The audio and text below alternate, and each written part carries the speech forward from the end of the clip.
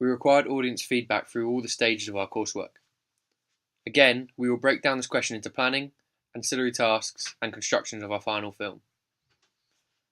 During the planning stage, we received feedback from all different demographics via SurveyMonkey, the online survey site. We distributed the survey via social media.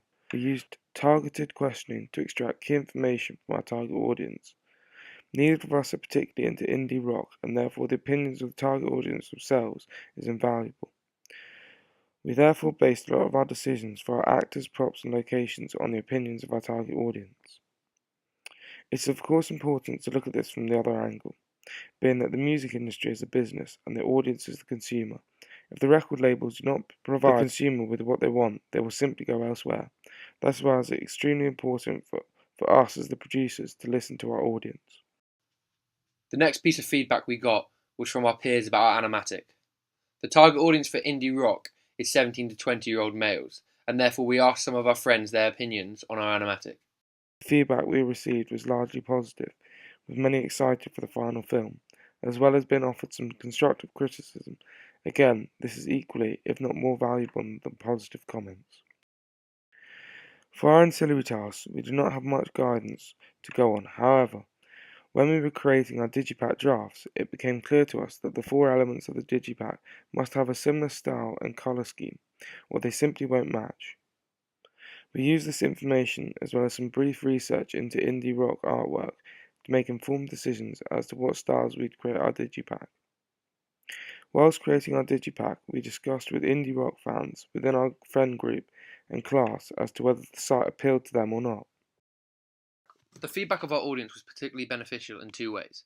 Firstly, the initial information, such as age of target audience and original research, allowed us to gauge how technically competent the average website user is going to be, and this influenced our decision on the design, layout, and structure of the page.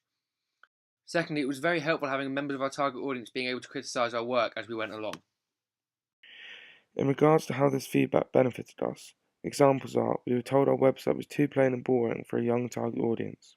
We then added in the interactive slideshow banner, as well as the contact page. In terms of the digipack, it was suggested our design was not conventional enough, so we came back with all the production logos printed on our CD. Construction of our final music video. Arguably this is the most important stage, as it is the final product, and what we've been building up to. We've received feedback from 3 members of our target audience on 3 separate occasions in the production of our final film.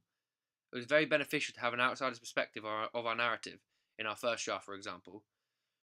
We watched this draft dozens of times and knew the narrative off by heart. Therefore it was interesting to see someone fresh come in and just pick up the narrative. Thankfully this was the case. Our target audience suggested that after we added the production element, there were a few dodgy shots and the colours didn't quite match up, nor were they synonymous with the genre. It was at this point we took it a step further and purchased the Red Giant Magic Bullet Suite, which allowed us to recolour our shots, as well as reframing them and playing with the lens effects to give a more professional feel. What we noticed was the more and more people we asked for feedback, the less negative feedback we got each time. This is because we were taking on board what our target audience wanted and were responsive to it.